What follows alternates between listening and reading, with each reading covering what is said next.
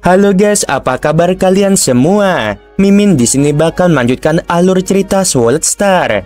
Disclaimer dulu bahwa kemungkinan besar ada perbedaan antara novel dan versi Donghua-nya, tapi alur cerita utamanya tetap sama. Jadi tanpa ragu, Mimin akan membawakan alur ceritanya. Binatang bertanduk emas itu mengepakkan sayapnya dan melepaskan jurus strike. Seketika meninggalkan bayangan di udara. Sayap perak itu bertindak seperti bilah tajam yang menyerbu pemuda berbaju besi hitam itu. Mata binatang itu berbinar, melepaskan teknik puncaknya sejak awal. Pemuda itu tiba-tiba berhenti sambil menunjuk Lo Feng. Seketika, seutas benang hitam muncul di udara. Benang itu seperti ular hitam yang tipis, lalu panjangnya mencapai puluhan kilometer. Binatang bertanduk emas itu dapat dengan mudah melihatnya. Ini bukanlah benang hitam, melainkan rantai hitam yang bertindak seperti cambuk. Sayap perak menebas cambuk hitam itu dan langsung menjatuhkannya. Namun, energi dari cambuk itu tampaknya terus-menerus mempengaruhi binatang itu, membuatnya merasa tidak nyaman dengan kecepatan dan kepekaannya terhadap waktu. Hampir seperti itu mempengaruhi aliran waktu. Aliran waktu telah berubah. Binatang itu mengepakkan sayapnya dan melayang di udara. Matanya menatap dingin ke arah pemuda itu. Pemuda itu melayang di udara dan menatap. Para prajurit robot memburumu dan kamu masih berani menunjukkan dirimu. Jika aku jadi kamu, aku pasti sudah meninggalkan benua utama sejak lama. Biarkan aku menasihatimu untuk segera pergi. Binatang itu menggeram pelan saat Lo Feng membuat teknik kebijakan bulan. Pemimpin kota kekacauan primal telah mengatur banyak pejuang ras lain untuk dilawan Lo Feng, dan dia berhasil menghabisi semuanya. Di antara mereka ada beberapa yang ahli dalam hukum waktu. Lo Feng tentu saja paham betapa merepotkannya menghadapi mereka. Mata pemuda itu yang merah bagaikan permata tampak berbinar. Serangan jiwa tak berbentuk segera menyerang binatang itu. Serangan itu langsung melewati armor jenderal karena materialnya istimewa. Armor itu memiliki kemampuan hebat dalam memblokir energi abadi. Oleh karena itu, ia langsung mengurangi lebih dari 99% serangan, hanya menyisakan sedikit dan tidak berpengaruh apapun. Binatang buas itu melolong dan menyerbu ke arah pemuda itu. Cambuk hitam mencambuk dan aliran waktu pun berubah bersamanya. Akan tetapi, binatang itu mengeluarkan raungan yang dahsyat dan melepaskan serangannya, berkelebat berkali-kali dan mengubah posisinya. Hentikan dia, perintah pemuda itu. Baik yang mulia, salah satu dari dua pejabat mengendalikan benang perak yang jumlahnya lebih dari 10.000 dan menggunakannya untuk menelan binatang itu. Pejabat lainnya mengendalikan sangkar seperti air yang juga menyerbu binatang itu. Pemuda nasi ini mencoba menghentikanku dan menjebakku dalam ruang sempit, lalu bertarung atau melarikan diri, itu pilihannya. Lo Feng menatap kedua bawahan itu dan memahami gaya bertarungnya. Kalian berdua hanya pejabat berani melawanku. Binatang itu melolong keras, menyebabkan daratan es yang luas bergemuruh. Lapisan es di tanah dan gunung di sekitarnya terkoyak. Kecepatan binatang itu mencapai batasnya, membuat yang lain tercengang saat ia melengkung ke sana kemari. Senjata roh kita bahkan tidak bisa menangkapnya. Kedua pejabat itu tercengang. Pemuda berbaju hitam itu juga tercengang. Dalam hal kecepatan sesaat dan lengkungan, bahkan Kaisar Puncak tidak akan secepat itu. Dia tidak tahu bahwa sayap sawu paling mahir dalam gerakan. Hati-hati, pemuda berbaju hitam itu mengendalikan cambuk hitamnya dan hendak membawa dua makhluk andeng pejabat itu ke dalam cincin dunia miliknya. Namun, saat energi dunia menyebar, binatang bertanduk emas itu menggunakan kedua sayapnya untuk membentuk riak di angkasa, menghancurkan energi dunia itu sepenuhnya. Kedua andeng pejabat itu langsung meledak karena serangan. Salah satu dari mereka mulai melakukan reformasi tubuh. Ekspresi pejabat yang baru saja direformasi berubah menjadi sangat terkejut. Apa? Luosa sudah mati. Ekspresi pemuda berbaju hitam di kejauhan ikut berubah lagi. Yang mulia, Luosa sudah meninggal dan aku kehilangan 6% dari tubuh abadiku. Luosa adalah pejabat tinggi, terbunuh hanya dengan satu pukulan. Ekspresi pemuda itu berubah. Seorang kaisar puncak yang ahli dalam hukum ruang. Dia seharusnya bisa berteleportasi. Jika dia menggunakan itu, aku sudah lama kalah. Namun dia belum menggunakannya sama sekali. Namun kecepatannya luar biasa. Sepertinya dia mungkin belum mempelajari teleportasi dan mempelajari bagian lain dari hukum ruang sebagai gantinya. Aku tidak bisa main-main dengan Kaisar Sayap Perak. Jika dia membakar sebagian tubuhnya, aku pasti mati. Pemuda itu berbalik dan melarikan diri. Dia mempercepat lajunya dan lari dalam garis lurus. Apakah kamu pikir bisa melarikan diri? Binatang itu langsung merasakan harta karun yang dimiliki pemuda itu yang sudah berjarak 1 juta kilometer jauhnya. Binatang itu mengepakkan sayapnya dan membelah langit, lalu seketika menghilang dari pandangan. Pemuda itu telah mendekati kecepatan cahaya. Itu adalah kecepatan maksimum yang bisa dicapai di benua utama Yanji. Karena lingkungan wilayah rahasia alam semesta mustahil untuk menerobos. Binatang bertanduk emas juga tidak punya cara untuk melewati batas ini. Selain itu, karena pemuda itu terbang dalam garis lurus, mustahil untuk mengejarnya. Kecuali aku melepaskan proyeksi duniaku, menyebarkannya sejauh 90 juta kilometer untuk memperlambat gerakannya. Kalau tidak, aku tidak akan bisa menangkapnya. Lo Feng merenung sejenak. Berdasarkan informasi yang dikumpulkannya dari pertempuran sebelumnya, dia membuat keputusan baru. Pemuda nasi ini benar-benar bisa menghentikan waktu. Tidak akan mudah bagiku untuk menghabisinya. Aku harus menipunya kalau begitu. Lo Feng mengaktifkan pemindai besarnya. Apa dendam Kaisar bersayap perak ini padaku? Dia mengejarku tanpa henti. Meskipun dia tahu dia tidak bisa menangkapku, dia masih belum menyerah. Pemuda itu mempertahankan kecepatan maksimalnya dan terbang. Dengan pemindai mininya, dia tahu bahwa Kaisar bersayap perak itu masih memindai dirinya. Dia dipenuhi dengan amarah. Mari kita lihat seberapa jauh kamu bisa mengejarku. Aku sudah pada kecepatan maksimal. Paling-paling kamu juga pada kecepatan yang sama. Dengan cara ini, kamu tidak akan pernah bisa menangkapku. Pemuda itu menggertakkan giginya. Dia terus terbang ke depan selama lebih dari 3 jam, lalu mengubah arahnya untuk hari berikutnya.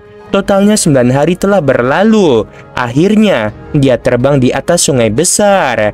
Aku telah terbang terus-menerus selama 9 hari, terus-menerus mengubah arah. Tanpa pemindai besar, dia tentu tidak akan dapat menemukan diriku. Pemuda itu berdiri di udara di atas sungai dan tersenyum dingin.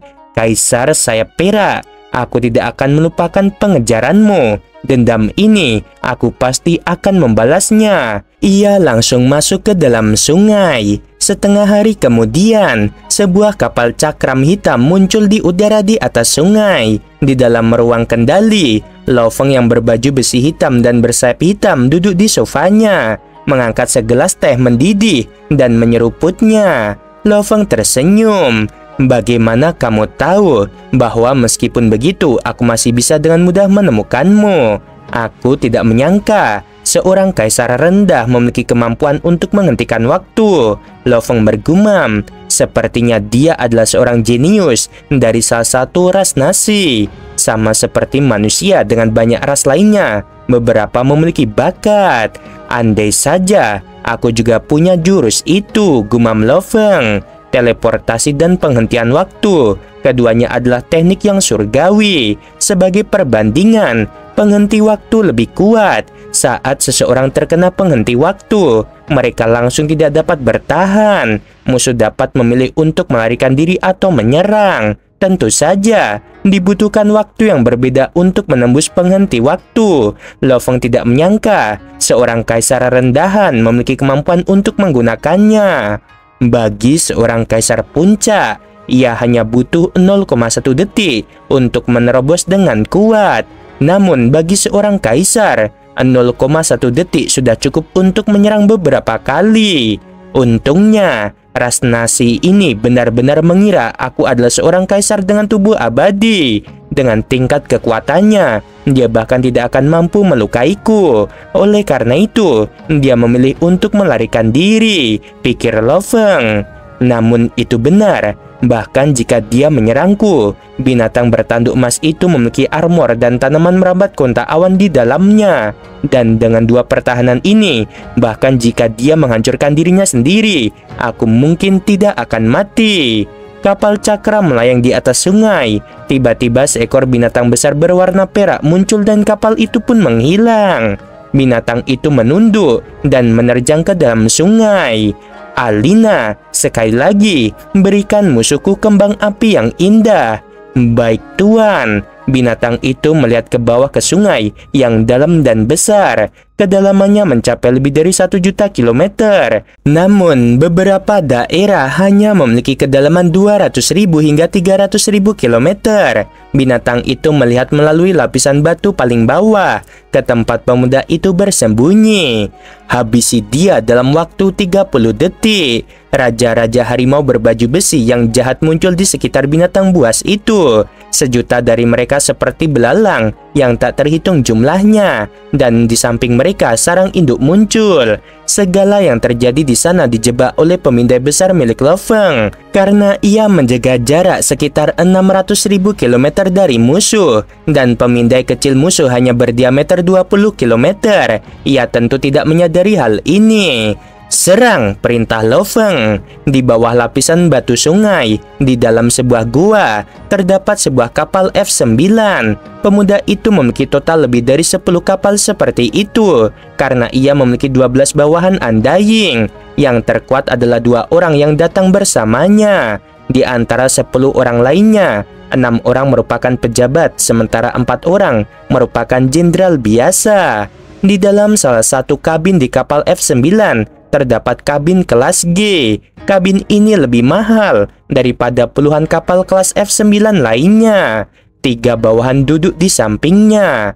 Kabin kelas G ini pasti berguna untuk menahan serangan mengerikan tadi, pikir si pemuda. Ekspresi pemuda itu tiba-tiba berubah. Serangan mengerikan merobek lapisan batu dan menghantam kapal. Hal ini membuat mata pemuda itu berbinar ketakutan.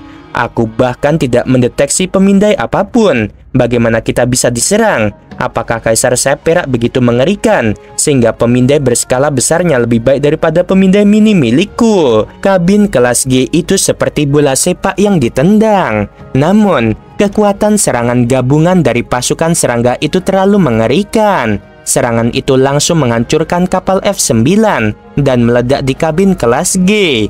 Meskipun serangan itu hanya menghancurkan sebagian kabin, tapi kekuatan yang dihasilkannya membuat kursi dan meja di dalamnya menjadi debu. Tubuh pemuda itu kembali utuh. Dia benar-benar menghancurkan 3% dari tubuh abadiku. Pemuda itu benar-benar terkejut. Tanpa kabin kelas G, dia mungkin akan langsung mati karena serangan itu. Setelah itu, dia memperluas domain hukumnya. Dasar kaisar sayap perak. Dia menemukan seekor binatang buas perak besar di tengah aliran partikel yang mengalir masuk. Buka pintu kabin. Pemuda itu segera membuka pintu dan terbang keluar. Jika dia bersembunyi di dalam kabin, itu seperti kura-kura dalam toples. Dia tidak akan bisa menghindari serangan lawan sama sekali dan akan kehilangan semua mobilitasnya. Kaisar bersayap perak kembali lagi setelah gagal terakhir kali. Seorang kaisar puncak seperti dia, tanpa jaminan dia tidak akan membuang-buang waktunya. Itu berarti dia tahu bagaimana menghadapiku kali ini. Pemuda itu hendak melepaskan penghenti waktunya, tetapi binatang itu sudah menghindar. Ini tidak bagus. Pemuda itu menggertakkan giginya. Karena aku tahu kamu punya kemampuan itu, apa aku akan membiarkanmu melakukannya lagi? Binatang itu sangat cepat, berpindah dari satu tempat ke tempat lain, lalu menyerang pemuda itu. Kemampuan penghentian waktu hanya efektif dalam area tertentu, mirip seperti senapan dari bumi. Menyerang target yang diam itu mudah, tetapi target yang bergerak, terutama yang bergerak sangat cepat, itu sangat sulit. Salah satu teori adalah karena monster itu berukuran sangat besar, melepaskan penghentian waktu memerlukan penggunaan di area yang luas. Pemuda itu menunjuk ke arah binatang buas itu. Cambuk hitam sepanjang puluhan kilometer melambai-lambai, melilit binatang bertanduk emas. Salah satu sayap binatang itu terlilit oleh cambuk dan kecepatannya pun terpengaruh. Sekalipun sayap kiri binatang itu ditahan oleh cambuk hitam, ia tetap menerjang ke arah pemuda itu dengan sangat cepat. Cambuk panjang tipis bersinar dengan cahaya hitam dan semakin mengerut. Namun, sayap kiri binatang itu tidak rusak sama sekali. Ini adalah sayap sawu, harta karun sejati. Bahkan seorang Universe Master akan merasa sangat sulit untuk merusak sayap ini. Cambuk itu sedikit mempengaruhi dirinya. Namun, bagaimana mungkin ia bisa menghentikan gerakannya sepenuhnya?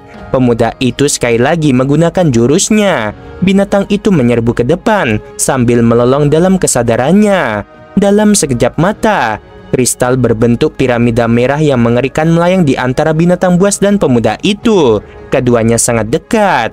Ini kristal dewa api. Pemuda itu menunjukkan ekspresi ketakutan, terutama saat dia merasakan riak energi dari kristal itu. Kristal dewa api itu seperti kaisar tingkat tinggi. Apakah kaisar bersayap perak ini sudah gila? Ini adalah penghancuran diri dari Undying Kaisar tinggi. Bahkan dia pada jarak ini akan kehilangan sebagian besar tubuhnya yang abadi. Meski begitu, dia tidak membakar tubuhnya yang abadi untuk menghabisiku, melainkan menggunakan kristal yang sangat mahal. Pemuda itu memiliki banyak pikiran dalam benaknya sebelum dia meninggal. Guru, selamatkan aku. Pemuda berbaju hitam itu segera menghancurkan sebuah benda di dalam cincin dunianya. Pada saat ini, melalui komunikatornya, ia mulai mengirim pesan dengan gila-gilaan kepada para prajurit yang tak terhitung jumlahnya di dalam perkemahan iblis. Aku akan jatuh. Musuh adalah kaisar bersayap perak. Pesan ini langsung terkirim ke para prajurit yang tak terhitung jumlahnya. Di wilayah yang jauh di alam semesta, tempat tinggal ras nasi, seorang pria besar berbaju besi hitam meraung, "Murid, kamu harus bertahan hidup." Meskipun ia telah memberikan muridnya sebuah benda yang dengannya ia dapat berteleportasi melalui negara dewanya ke sana. Namun, itu adalah perang wilayah luar, tempat di mana keempat kubu bertempur. Tidak ada satupun kesatria yang diizinkan masuk, kecuali kalau itu perang besar. Hanya makhluk di bawah level kesatria yang diizinkan masuk. Tentu saja, makhluk seperti pemimpin kota kekacauan primal terkadang dapat melanggar aturan karena statusnya yang sangat tinggi. Ras yang tunduk tidak akan berani mengatakan apapun. Namun, tidak ada kesatria dari ras lain yang diizinkan masuk. Mungkin terasa lama, tetapi saat kristal itu meledak, pemuda berbaju hitam bahkan tidak punya waktu untuk bergerak lebih jauh dari 1000 kilometer. Pecahan-pecahan ruang yang mengalir langsung berubah menjadi partikel-partikel aliran yang tidak dapat dipecahkan lagi.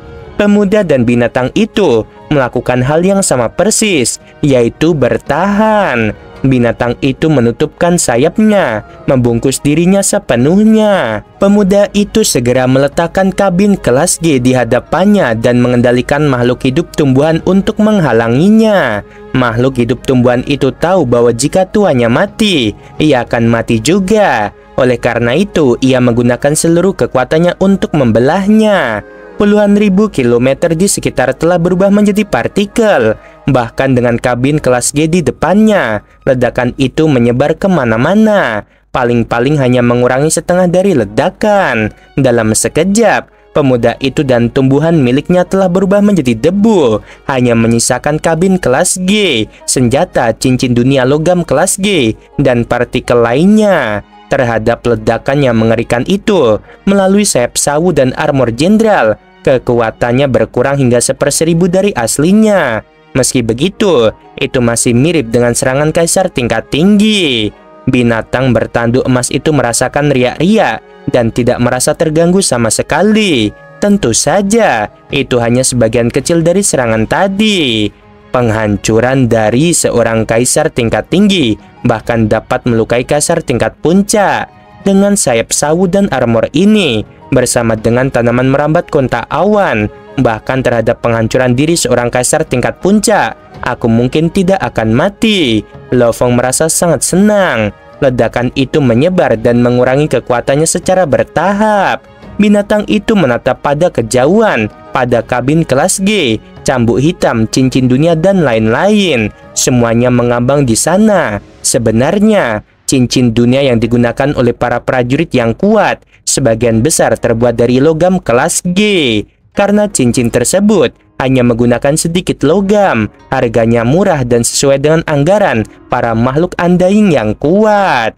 Di dalam cincin dunia, bawahan pemuda berbaju hitam semuanya diliputi ketakutan saat mengetahui kematian tuan mereka.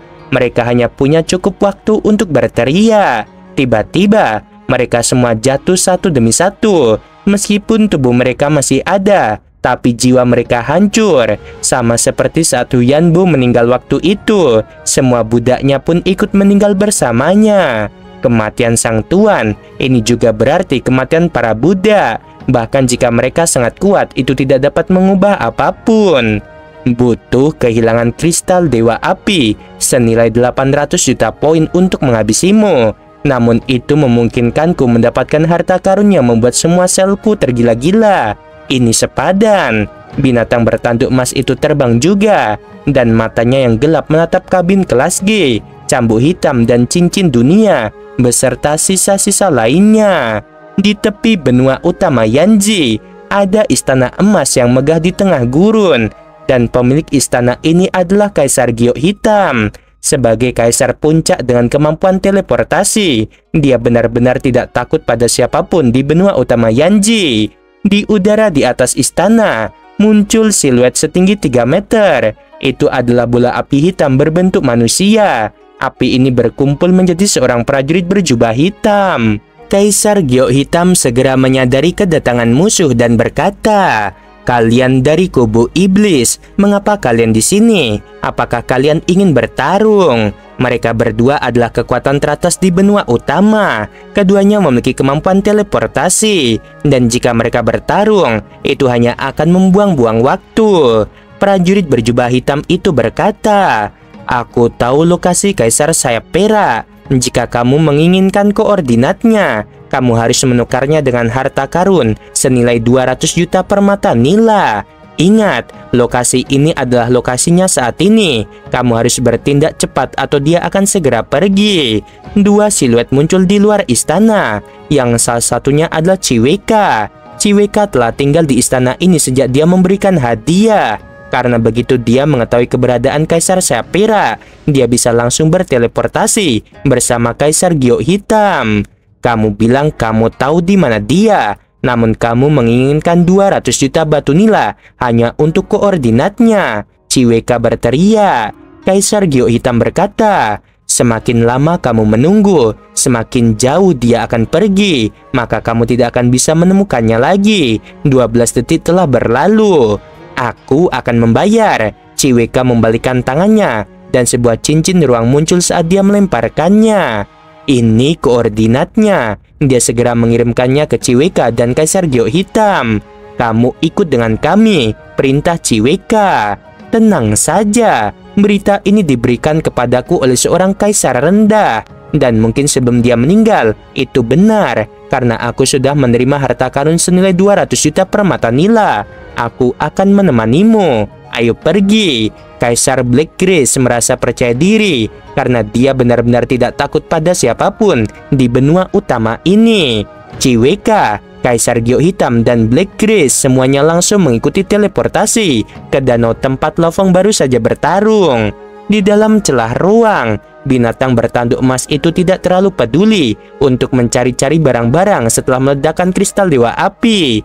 Dia segera menyimpan kabin kelas G beserta 2 cincin dunia dan cambuk hitam ke dalam ruangnya sendiri. Sebelum meninggal, dia mungkin meminta bantuan. "Sebaiknya aku segera pergi. Aku bisa memeriksa harta karun itu nanti." Binatang itu melesat menembus angkasa dan kembali ke alam semesta yang sebenarnya, muncul di kedalaman sungai. Setelah itu, ia kembali ke tubuh buminya, menyatukan sayap sawu di tubuhnya.